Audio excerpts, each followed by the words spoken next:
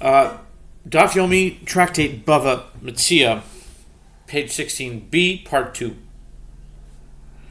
with the words Ella Amar Rava. Rather, Rava said that the Mishnah is not proof for the ruling of Shmuel for a different reason. This is the reason that the documents are returned, as I can say that if the debtor has already repaid his debt, it is he who caused the loss to himself, as at the time he repaid his debt, he should have either ripped up the document, or alternatively he should have demanded of the creditor to write another document for the debtor's redeemed property, returning it to him. The reason for a new document to be written is that, according to the letter of the law, the land need not be returned to the creditor by the creditor to the debtor, and it is due to the principle, "You shall do that which is right and good in the eyes of the Lord," Deuteronomy 6:18. That the sages said that the land should be returned.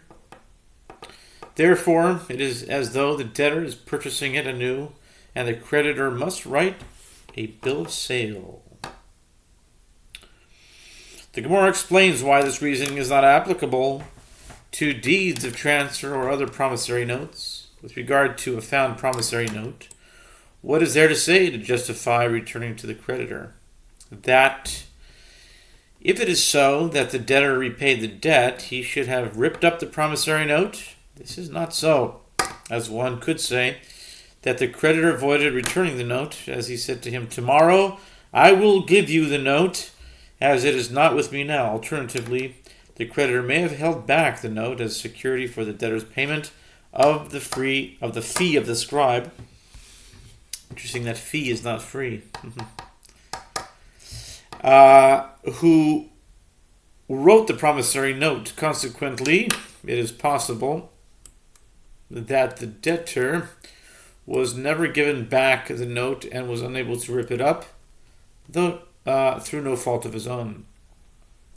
Rabbi Abahu says that Rabbi Yochanan says, with regard to one who finds a promissory note in the marketplace, even if a ratification of the court is written in it, he may not return it to the owner, which is the creditor.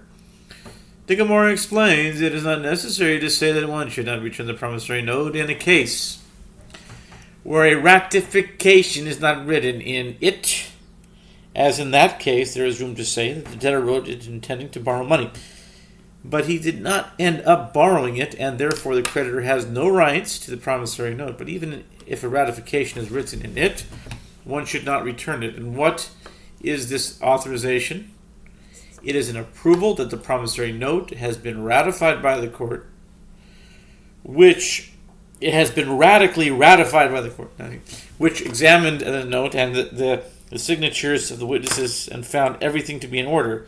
The reason one may not return the promissory note to the creditor is that we are concerned that repayment has already taken place. But Rabbi Yirmiyah raised an objection to Rabbi Bahu from the Mishnah that states on 28 that one must return any court enactment, for example, in other words, a promissory note that has been authenticated by the court to its owner. Apparently, there is no concern about repayment. Rabbi Abahu said to him, "Yirmiyah, my son, not all court enactments are equal."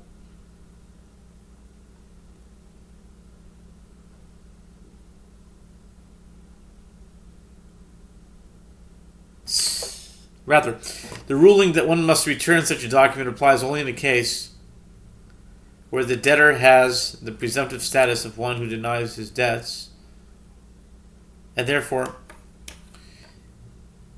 if he claims the debt was repaid, his claim is not accepted.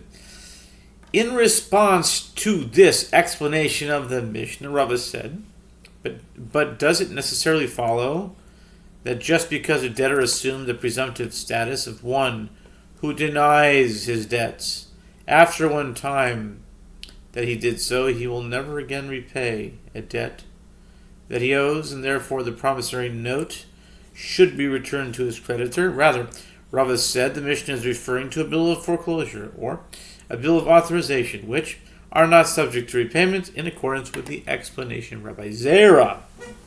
The Gemara adds, and with regard to the topic of one who denies his debts, since it came to us, let us say something about it. As Rav Yosef bar Minyumi said, that Rav Nachman said, if the court said to the litigant against whom they ruled, go and give the other litigant that what you owe him,